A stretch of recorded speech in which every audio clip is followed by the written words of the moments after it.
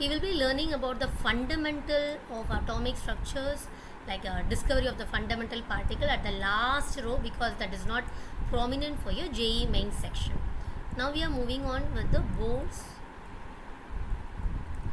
atomic model.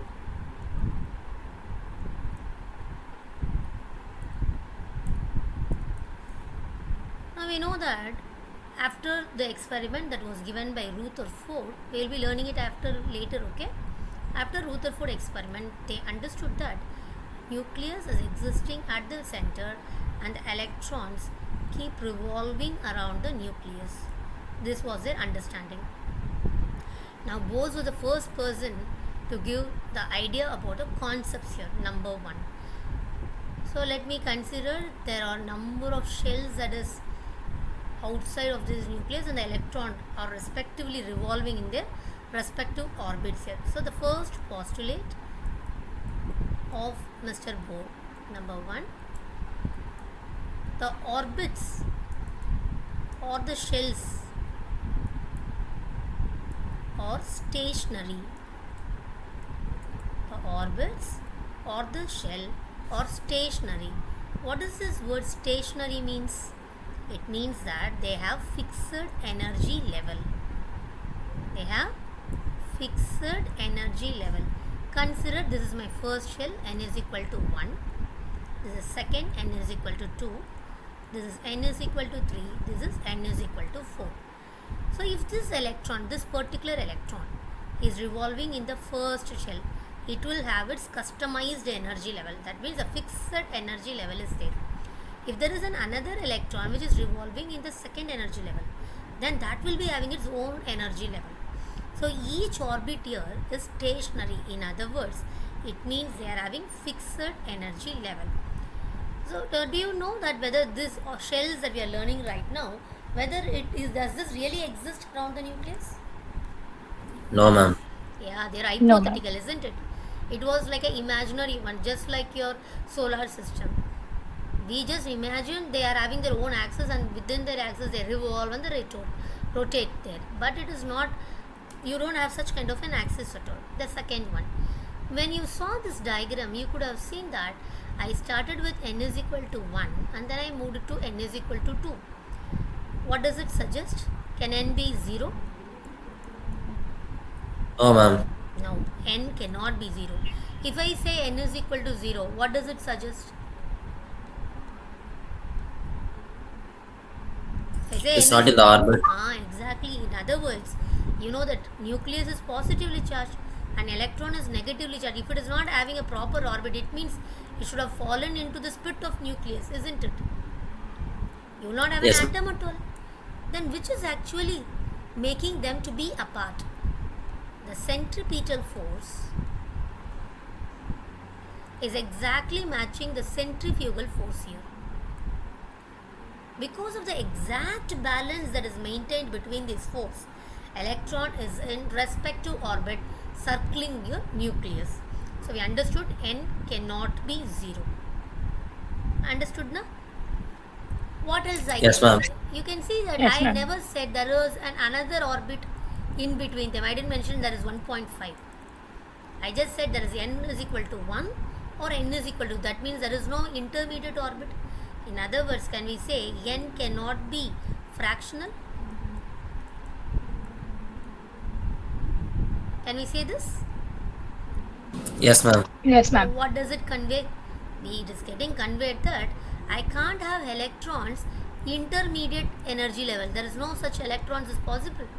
Then that means, can I say there is a definite energy gap between these energy levels? So I can say that there is a definite energy gap between the energy levels. Correct, na? What if I Yes, say ma'am. n is minus 1? Is that possible? No, ma'am. No, Why? ma'am.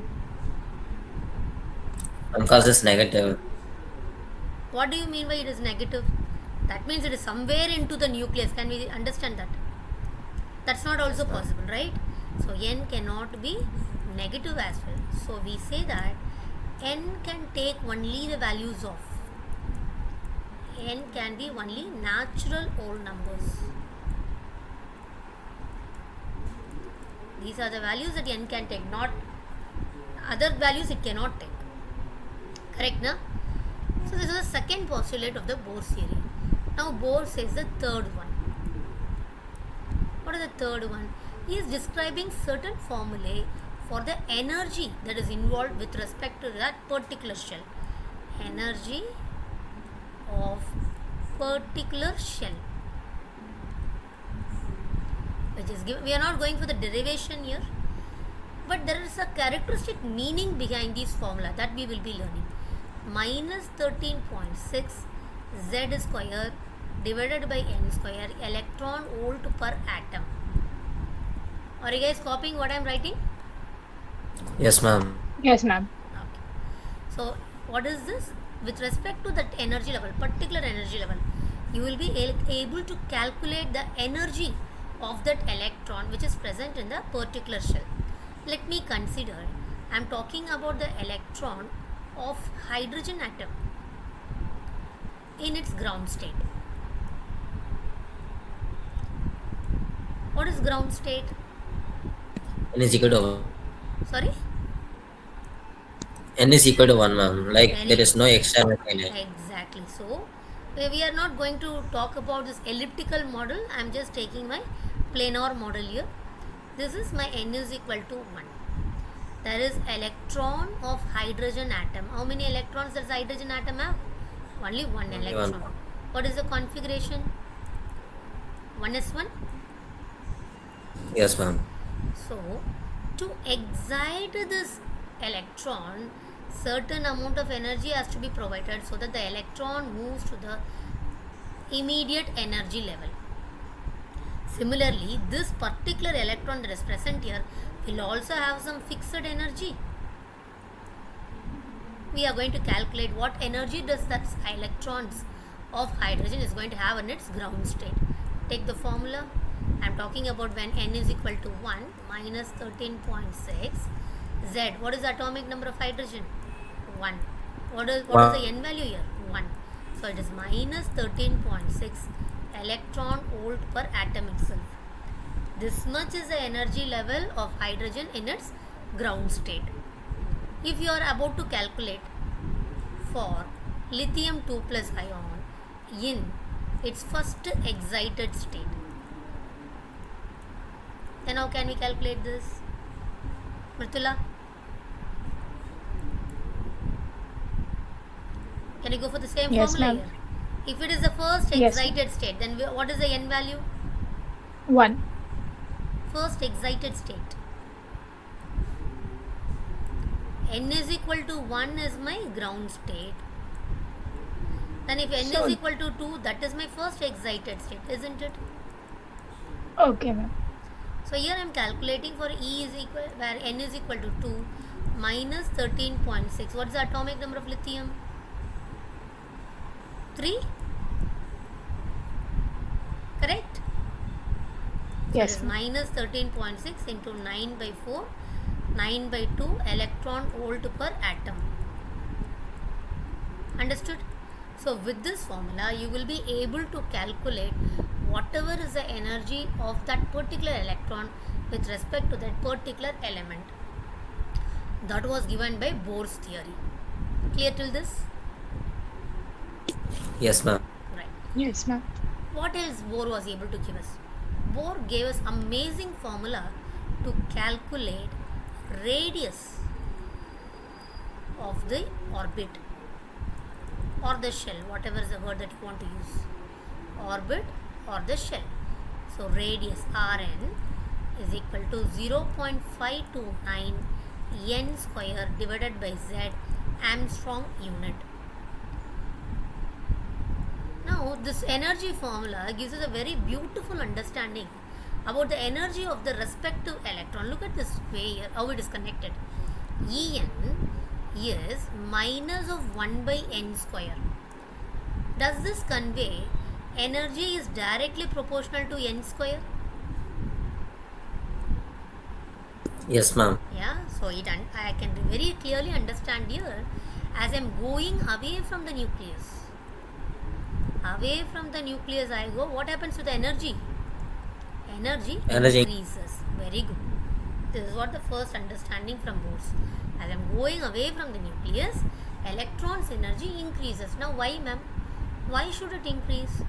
Because nucleus was like a strong bar magnet. It was holding the electron very tight. Once the electron is moving away from the nucleus, beautifully it is moving away from the nucleus, the interaction between the nucleus and electron is going down. Now the electron is able to showcase its own energy there. So only energy is increasing as you move away from the nucleus. Understood? Yes, ma'am. Right. Now we are moving for the radius of the orbit or the shell formula. Rn is 0.529 n square by z Armstrong unit. Or if you want to put it in nanometer, you can do it as in nanometer, picometer, whatever is the unit, you can play around this numerical value here. Okay? Right. Let us calculate for radius of hydrogen's electron in second energy state.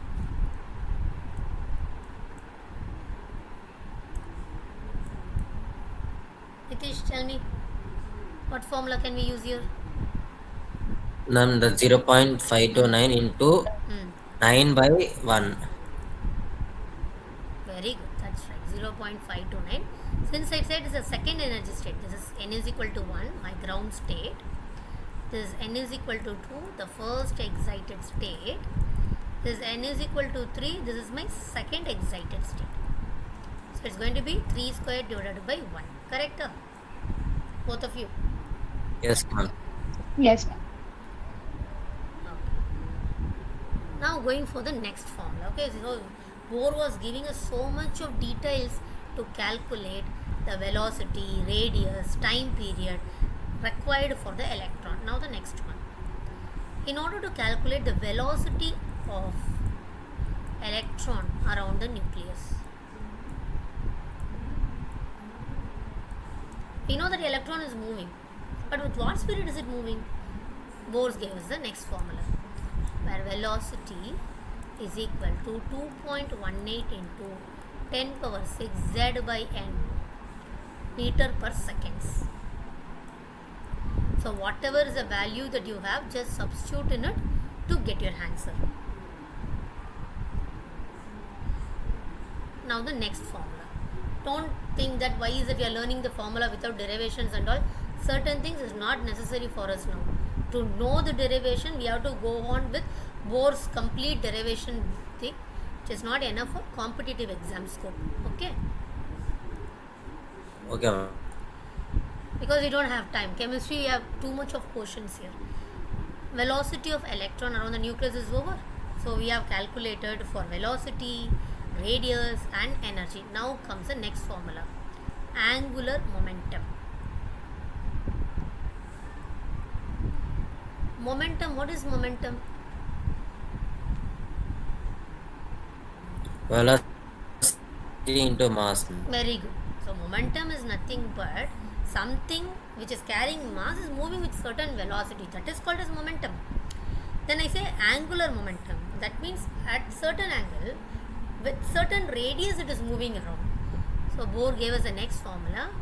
mvr is equal to nh by 2 pi.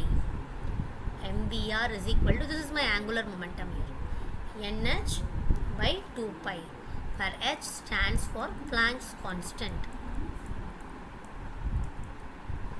What is the value of Planck's constant?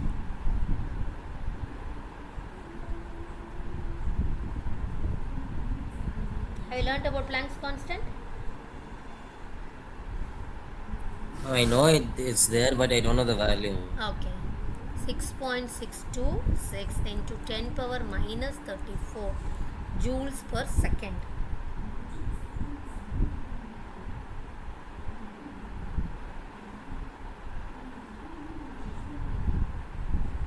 It's not per, it's into. Okay. Joules into seconds.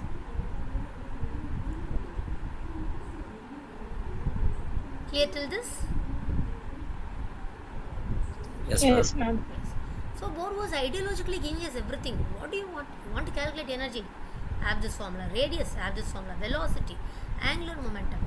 Then he also wanted to say about the time. How much time will it take for revolution? Time taken by electron for revolution around the nucleus.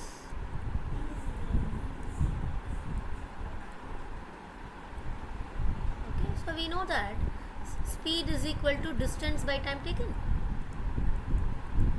Then what is time taken? Distance by speed. We are talking about the movement of electron around the nucleus. So we are assuming here it has like a circle, and since it is moving around, then it is becoming a circumference. So distance is nothing but circumference here. Okay? And speed is nothing but velocity here. Since I am talking about the circumference of a circle, it is 2 pi r, and velocity is v itself.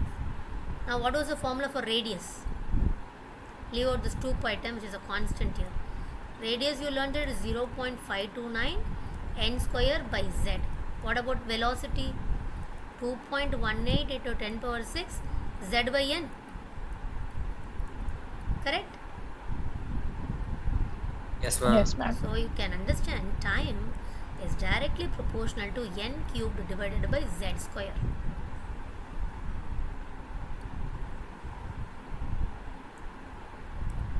Time is directly proportional to n cubed divided by z square. Okay, if it was for time, what about the frequency then?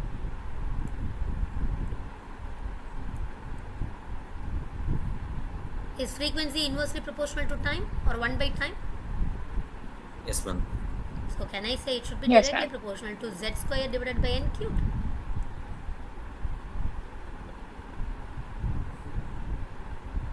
Got it? Yes, ma'am. So Bohr was Yes, ma'am. beautifully giving us so many formulas to find out what's happening, what's not. But there are certain drawbacks this Bohr theory also have. Whenever I mentioned you to calculate certain stuffs, I was very cautious in mentioning that about a uni-electron system. I said hydrogen, I said lithium 2 plus. Correct? I would have said beryllium 3 Yes, ma'am. plus, and goes on. So Bohr was very concerned only about the uni-electron system. Now the question comes, why? Why not multi-electron system? Consider I am having a ground state here. N is equal to 1. Now electron is there. I am giving the necessary energy that this electron needs to jump to the higher energy level. Okay? Let me say it wants to go to n is equal to 2 level. So this electron is taking up the necessary energy so that it can go to the higher energy level. So let me assume this electron is in the excited state. Can I say that? Yes, ma'am. Right. Now once the electron goes to the excited, I say just imagine it's you by yourself. So suddenly someone is giving a very happy news. Which IPL fan you are, Tish? Which team? CSK. CSK.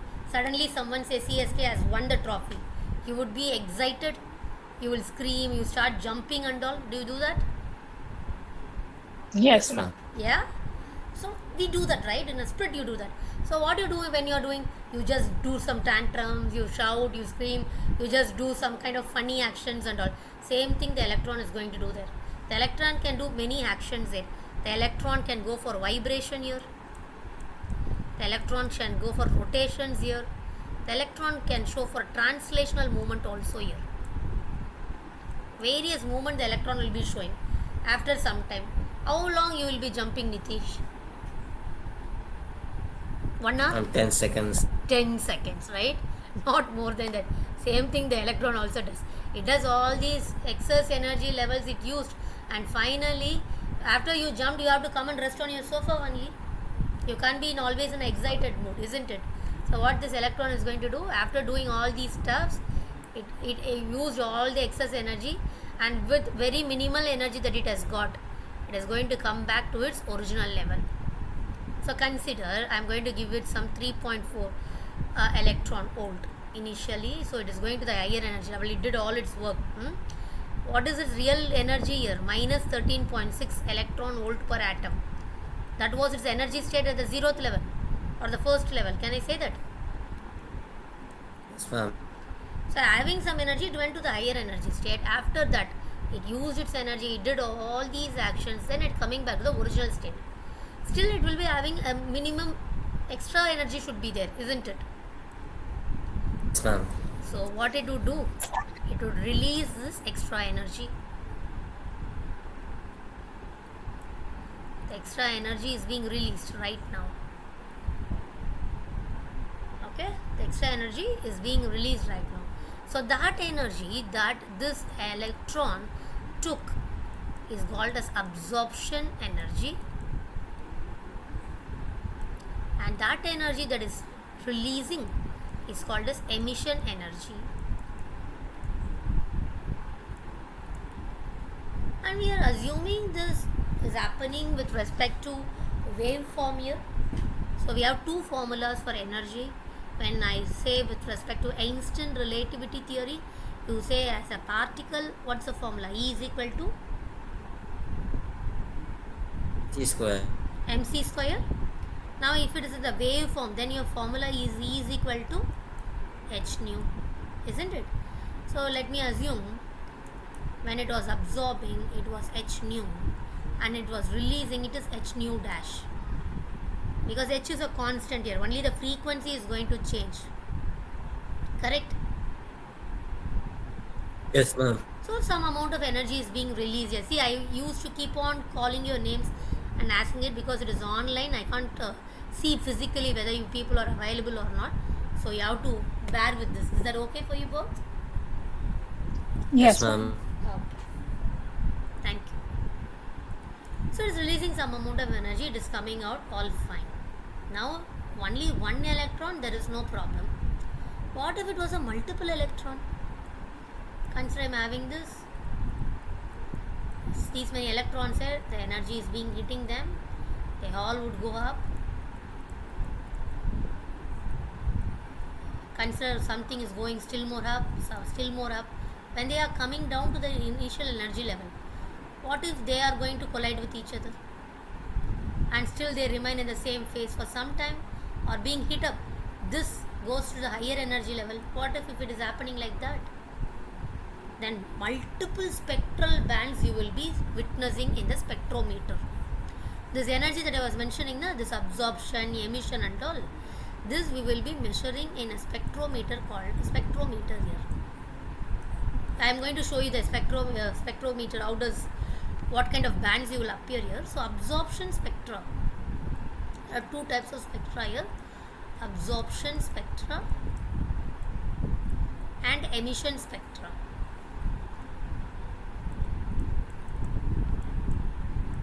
I'll be showing you the diagram in a short while. So in the absorption spectra, there will be a continuous flow of colors will be there.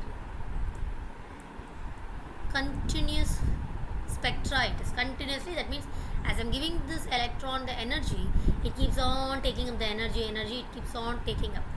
But when I say emission, once it goes up, it takes some time and then only it comes down. So I find that the colors are at the intermittent level. That means completely dark it will be, suddenly it will be showing me some color. Okay, two types of spectra is there. Since because the spectra will be complex if I assume a multiple electron system. So many transitions will be happening. Transition means coming down from the excited level. This is called as transitions. So many transitions may happen. It will become very complex. So only uni-electron system is proposed in Bohr's theory. Understood till this? Yes, ma'am. Right? So I'll show you now this absorption spectra. Before that, I'll just show you this UV 3D diagram here.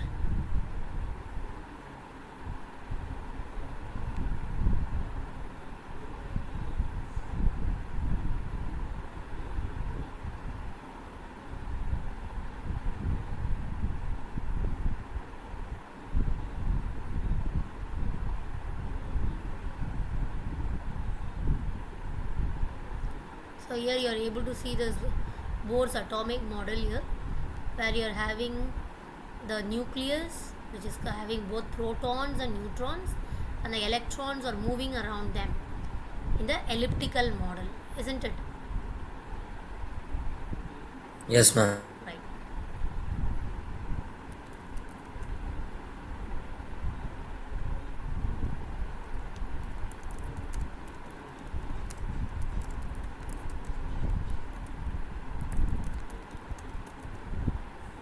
I hope you are able to see my screen, pa? Google screen. Yes, ma'am. Yeah. So here you are seeing this continuous spectra here. Can you see this? Look at the absorption lines here. Continuously there are colors, and at one point you can see this darkness is here, right? Yes, ma'am. Similarly, Yes, look at this ma'am. emission here. Continuously dark it is. At some point there is colors. So this emission spectra is basically absorb.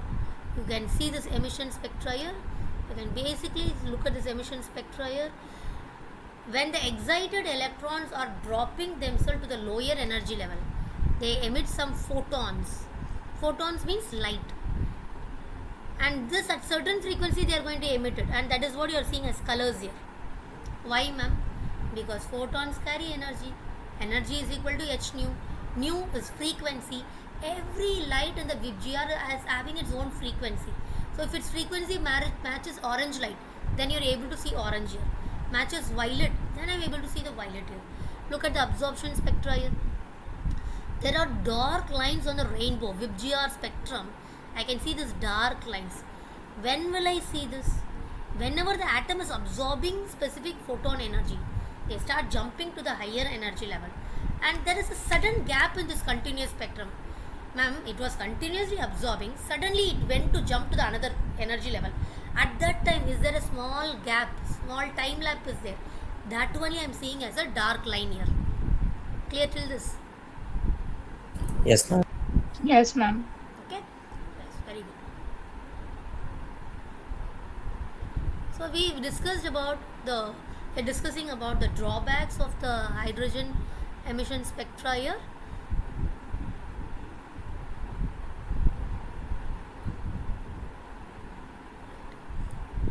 What is the other drawback that this Bohr is going to have?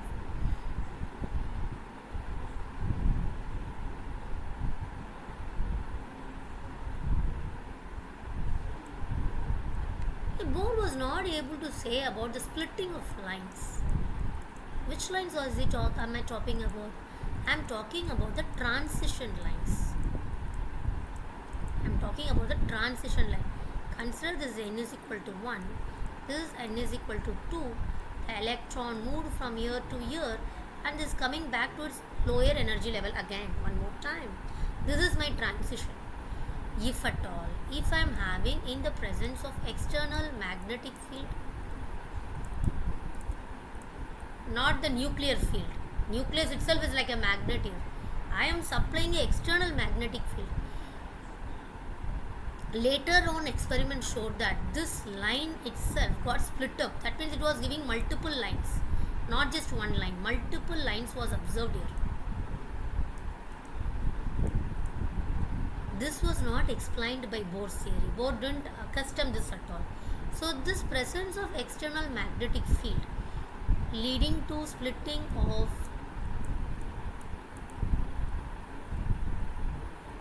transition lines is called a Zeeman effect. Similarly, if I am placing an external electric field, in that case also they were able to see this splitting of lines,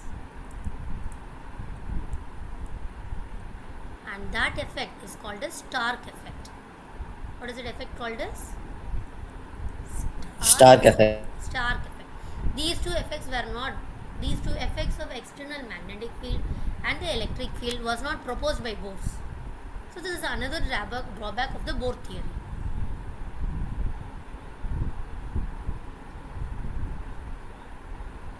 Okay. What else was the drawback of Bohr theory? See, Bohr was very beautifully giving us what happens to the velocity, what happens to the uh, speed, what about the radius, etc. about the electron. But will that be able to be ascertained predictably? That means, can it be accurately determined? No. So this accurate simultaneous determination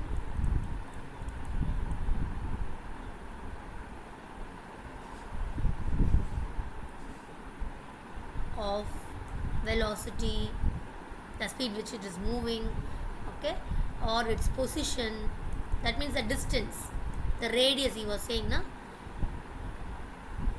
is actually unpredictable. You can't predict it at all for such an low mass fundamental particle.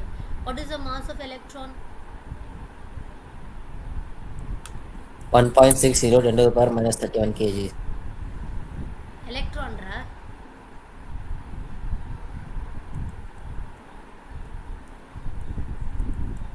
What did you say? Repeat your answer. 1.6 into 10 to the power minus 31 kgs, No. ma'am. 1.6 into 10 power minus 27 kg for proton. What about electron? Don't know, ma'am. Don't know. What about you, Midula? I also don't know. Okay, no problem. It's 9.1 into 10 power minus 31 kgs. That's the mass of electron. For such a very insignificant mass carrying particle, simultaneously determining both the radius and the velocity is not possible at all. But Bohr was giving us all the formulas here, which is not possible, which is inaccurate here. Okay, so these are the drawbacks of your Bohr's theory. Clear till this? Yes, ma'am. Yeah. Okay, with this in mind, we are going to solve questions for Bohr's atomic theory. Okay. So wait a while. I am going to just save this document.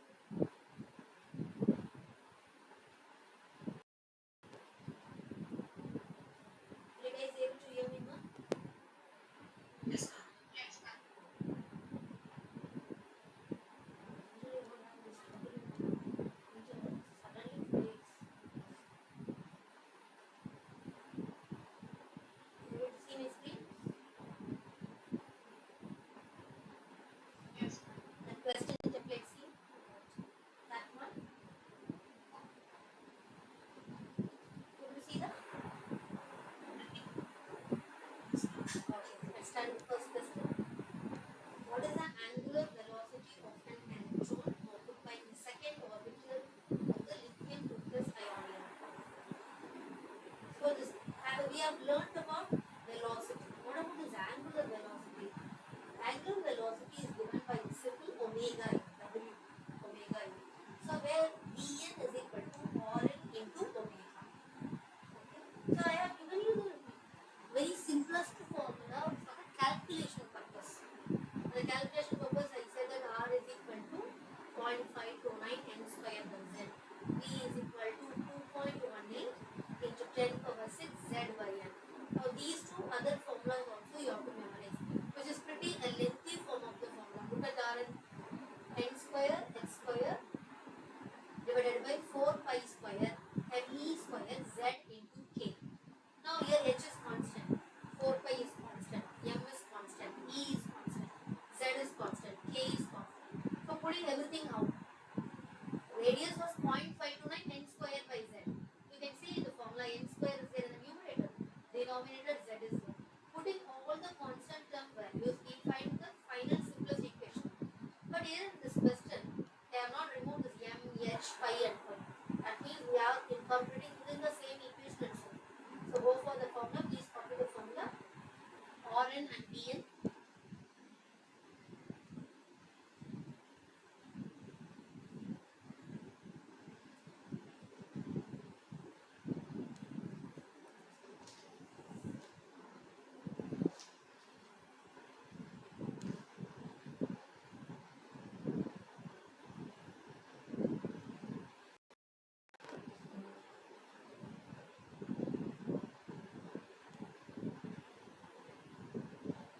Copy? Yes. So now you are calculating omega from this.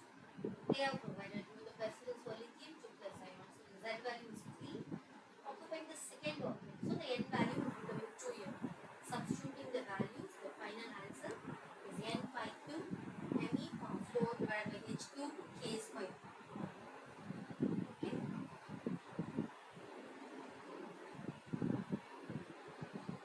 M is mass of the electron and E stands for the charge carried by the electron. What is the magnitude of the charge carried by the electron? How much? That's right. I am talking about the units and I think what is the magnitude value for E? Charge in coulombs. 1.6 into 10 power minus 19 coulombs. 1.6 into 10 power minus 19 coulombs. Okay.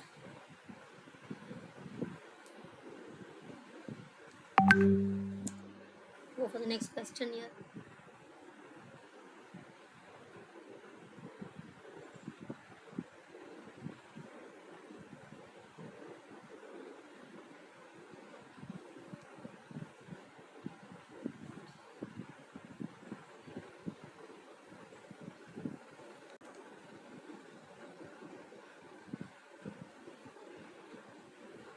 Same formula. What formula will you use, Nidula?